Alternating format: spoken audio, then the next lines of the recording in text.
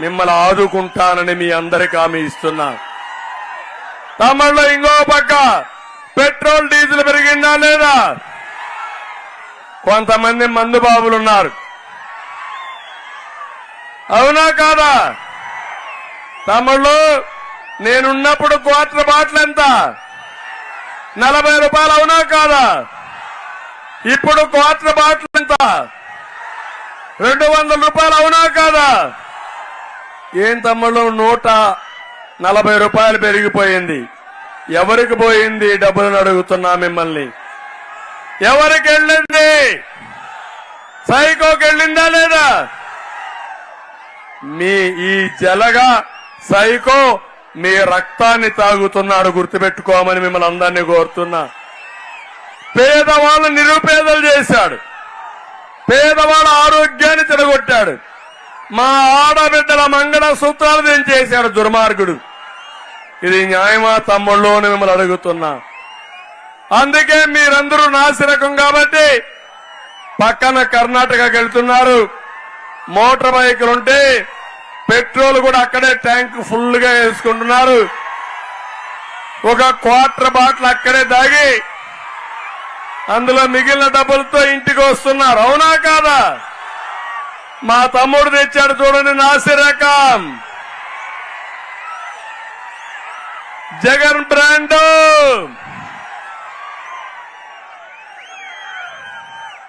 అది వీళ్ళు చేసిన పనులు. అందుకే తమిళ్లో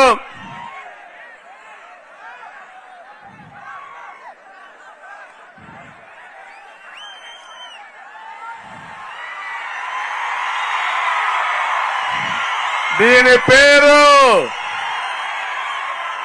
ఒరిజినల్ చాయిస్.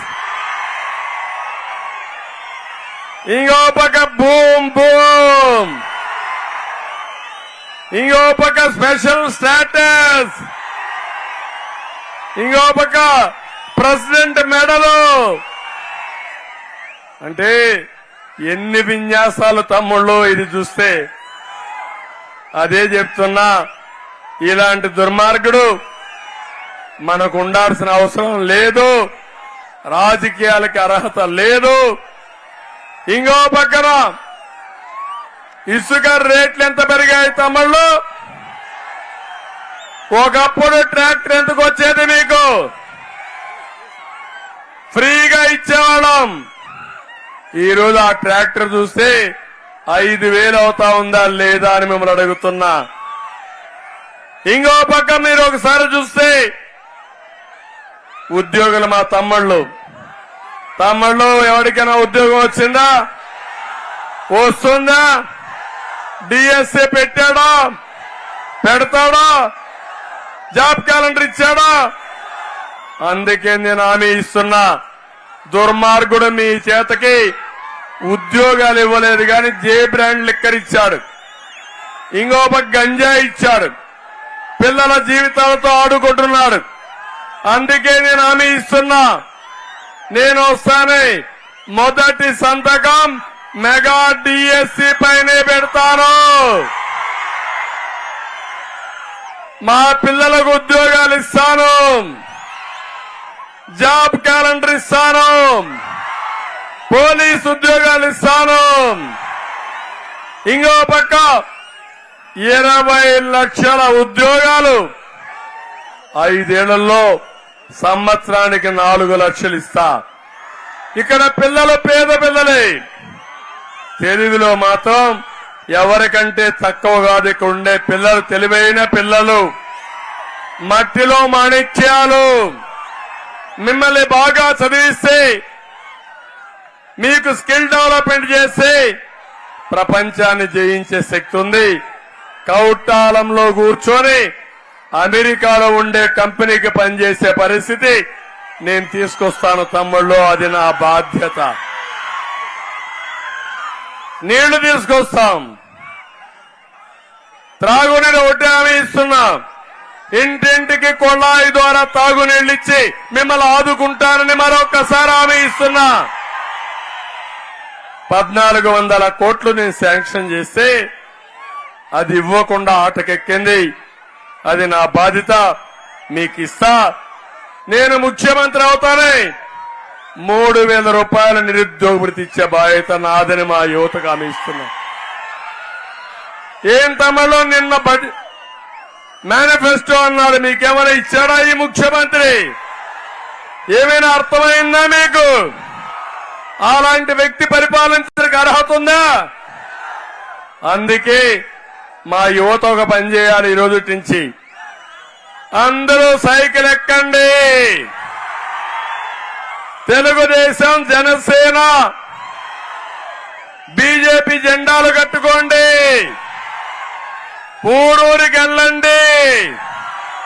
2 సింబల్ కూడా ఇక్కడ సైకిల్ సింబల్లే, తెలిసిన గుర్తులే.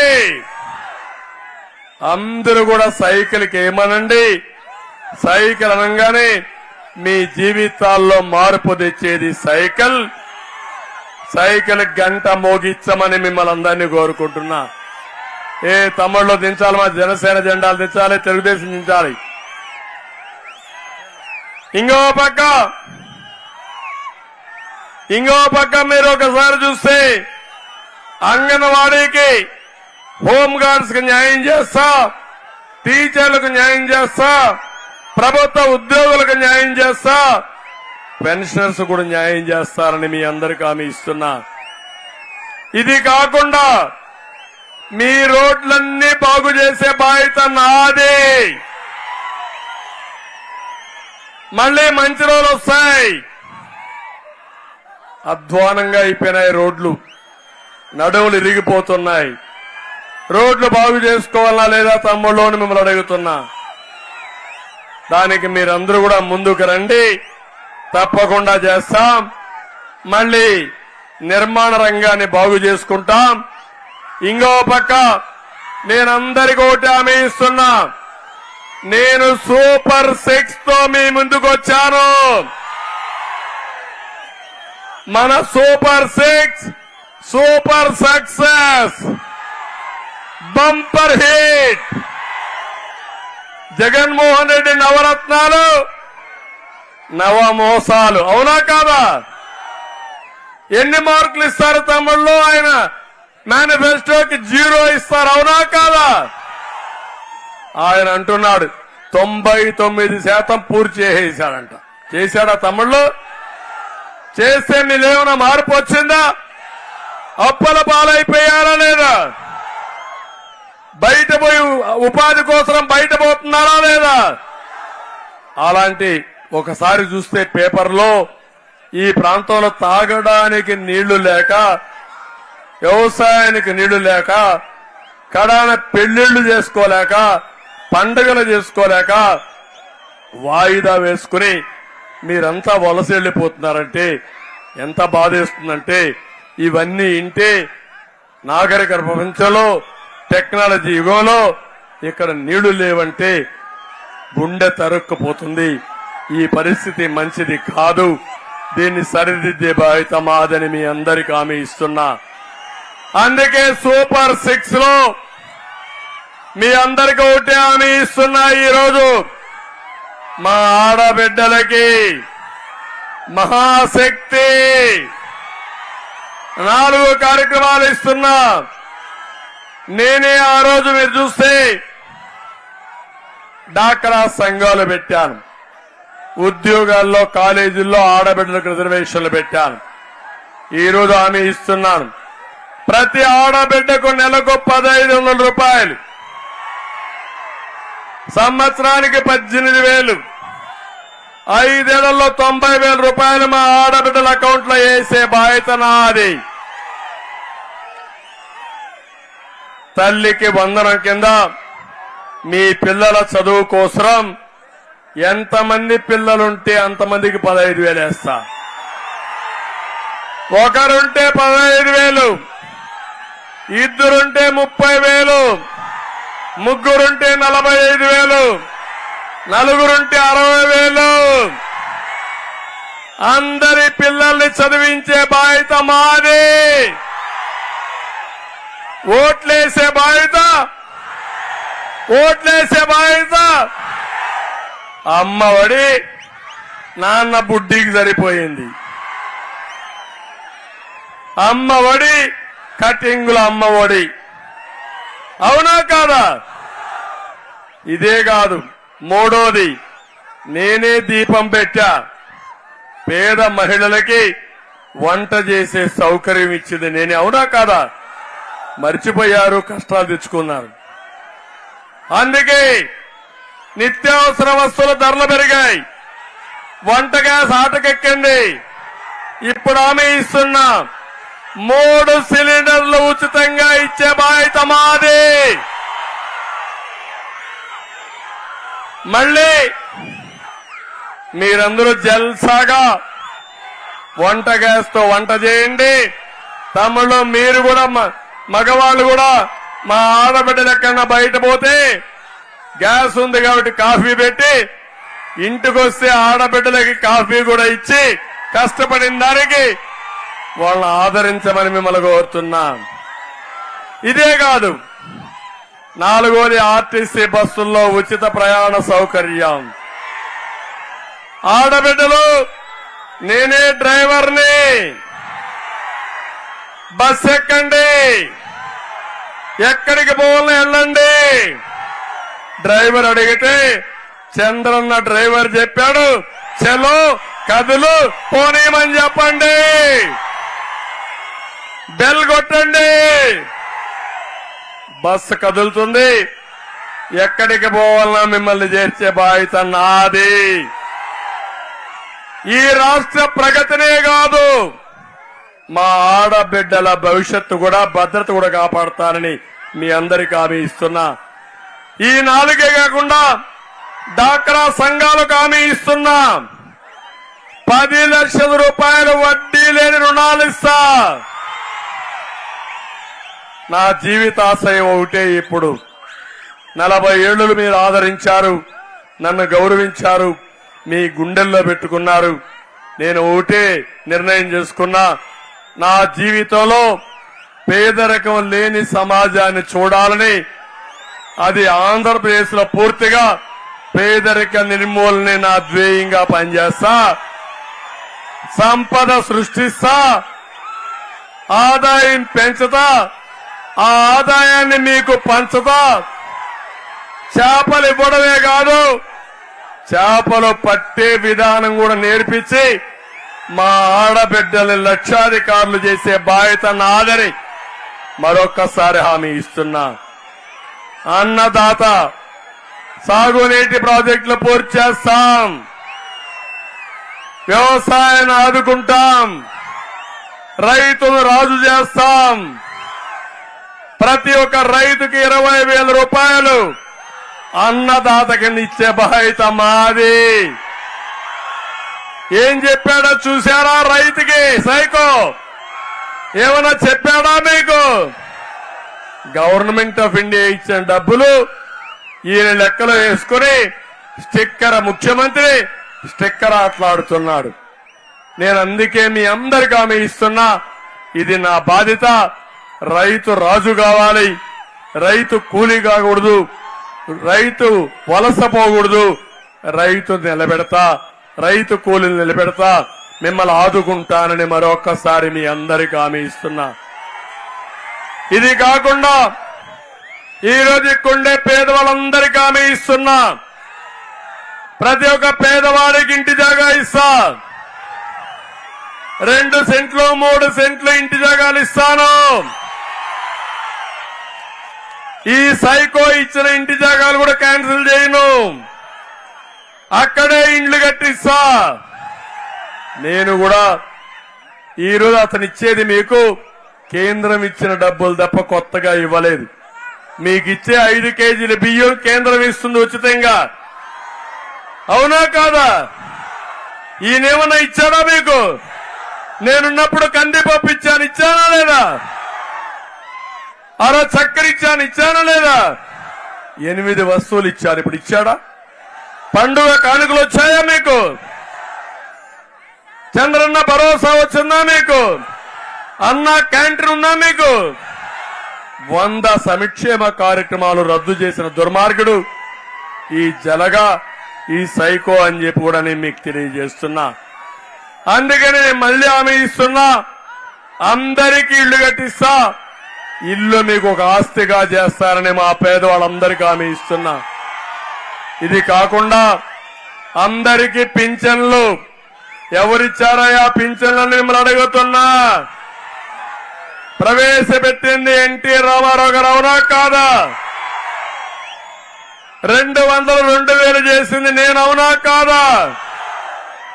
నేనుంటే మొదటి నెలే 3000 చేసేవాడిని. ఇప్పుడు నేను చెప్పాను, నేను 4000 రూపాయలు ఇస్తానన్నాను. జూన్ 4వ తారీఖున ఎన్నికల ఫలితాలు వస్తాయి. కానీ ఏప్రిల్ నెల నుంచి మీకు ఇచ్చే బాధ్యత నాదని మీ అందరికీ హామీ ఇస్తున్నా. ఇంకో పక్కన ఇవే కాకుండా వాలంటీర్స్ అందరికీ రేపు ఒకటే ఈ ప్రభుత్వాన్ని హెచ్చరిస్తున్నా. మొదటి తారీఖున ఈ వృద్ధుల్ని పెద్దవాళ్ళని తీసుకొచ్చి ఇబ్బందులు పెడితే జగన్మోహన్ రెడ్డి సైకో అని హెచ్చరిస్తున్నా. పోయిన నెల 33 మందిని చంపేశావు. నీ రాజకీయ ఆకాంక్ష కోసం మళ్లీ అలాంటి వాళ్ళు చంపితే ఆ శవాలు, వాళ్ళ ఆత్మలు నిన్ను వదిలిపెట్టవు. నిన్ని పూర్తిగా భూస్థాపితం చేసి బయట రాకుండా కాపలాగాస్తాయని చెప్పి హెచ్చరిస్తున్నా. పేదవాళ్ల జీవితాలతో ఆడుకోవద్దని కోరుతున్నా. ఇంకో పక్క ఇవన్నీ చేస్తూనే ఈరోజు నేను ఒకటే చెప్తున్నాను, ఇక్కడ ఉండే వాళ్ళందరికీ రాష్ట్రంలో వలస వెళ్లే ప్రాంతం బెంగళూరు, గుంటూరు, విజయవాడకి వెళ్లిపోతున్నారు. నేను కూడా ఉగాది రోజున అమరావతిలో అడిగితే ఎవరంటే వచ్చిన 3 ట్రాక్టర్లు కూడా ఇక్కడి నుంచే వచ్చారు, మంత్రాలయం నుంచే వచ్చారు. నా మనసు కలచి వేసింది. ఏంటి నాగరిక ప్రపంచంలో పిల్లల్ని, ఇంట్లో వాళ్ళని అందరూ కూడా వచ్చి, పిల్లలైతే వీళ్ళు పనికి పోతే అక్కడే పెట్టి ఎన్ని అవస్థలు చూసిన తర్వాత చాలా బాధ కలిగింది. తప్పకుండా నేను మొదటి ప్రాధాన్యత ఈ మంత్రాలయానికి ఇస్తా, కౌతాళానికి ఇస్తా. మీ సమస్యలు పరిష్కారం చేస్తానని మరొక్కసారి మీ అందరికీ హామీ ఇస్తున్నా. గురు రాఘవేంద్ర 9 లిఫ్ట్ ఇరిగేషన్లు మళ్ళా రిపేర్ చేపిస్తాం. హల్వి లిఫ్ట్, ఆల్వి లిఫ్ట్, ఐరన్ గర్ లిఫ్ట్ ఈ 2 కూడా పూర్తి చేస్తాం. 1400 కోట్ల రూపాయలతో ప్రారంభించిన ప్రాజెక్ట్ ను కూడా పూర్తి చేస్తాం. ఇది కాకుండా పత్తికొండ, ఆదోని, హనవల్, ఆల్వి, అదే మరి గౌరవకొండ ఇవన్నీ 135 కోట్లతో ఇచ్చాం. సెంట్రల్ కూడా ఒప్పుకున్నారు. తప్పకుండా ఒకటే ఆమె ఇస్తున్నా, పూర్తి చేసే బాధ్యత నాది. అదే సమయంలో కౌతాలంలో మంచి హాస్పిటల్ కూడా తీసుకొచ్చే బాధ్యత నాదని మిమ్మల్ని అందరినీ కోరుకున్నా. 100 పడకల ఆసుపత్రి ఈ కౌతాలంలో ఏర్పాటు చేస్తానని ఈ రోజు మీకు హామీ ఇస్తున్నా. నీరు, విద్య, ఆరోగ్యం, ఉపాధి, పేదరిక నిర్మూలనే ధ్యేయంగా నేను ముందుకొస్తా. మీ జీవితాల్లో వెలుగు తీసుకొస్తా. ఇక్కడనే ఉలిగయ్య గారు కూడా బాగా పనిచేస్తున్నారు. చందాఖాన్ కూడా బాగా పనిచేస్తున్నారు. ఇంకా చాలా మంది నాయకులు ఉన్నారు. అందరి నాయకుల్ని మనస్ఫూర్తిగా అభినందిస్తూ కౌతాలం అదిరిపోయింది. మంత్రాలయం నియోజకవర్గం దద్దరిల్లింది. మా యువత, మా మహిళలు చూస్తే ఇక సైకిల్ కి తిరుగులేదు. గెలుపు కూటమిది. 3 పార్టీల నాయకులకి, కార్యకర్తలకి 175 అసెంబ్లీల్లో 25 పార్లమెంట్లో గెలిపే ధ్యేయంగా దూసుకెళ్లండి. మీకు అండగా మేము ఉంటామని మరొక్కసారి అందరికీ తెలియజేస్తూ, పేరు పేరున చాలా సార్లు వచ్చారు కానీ ఇంత రెస్పాన్స్ నా జీవితంలో ఎప్పుడూ చూడలేదు. ఈ యొక్క ఉత్సాహం మే 13వ తారీఖున వైఎస్ఆర్ కాంగ్రెస్ పార్టీని భూస్థాపితం చేయడానికి సిద్ధంగమని కోరుకుంటూ మరొకసారి మీ అందరికీ నా నమస్కారాలు, అభినందనలు, ధన్యవాదాలు. జై హింద్.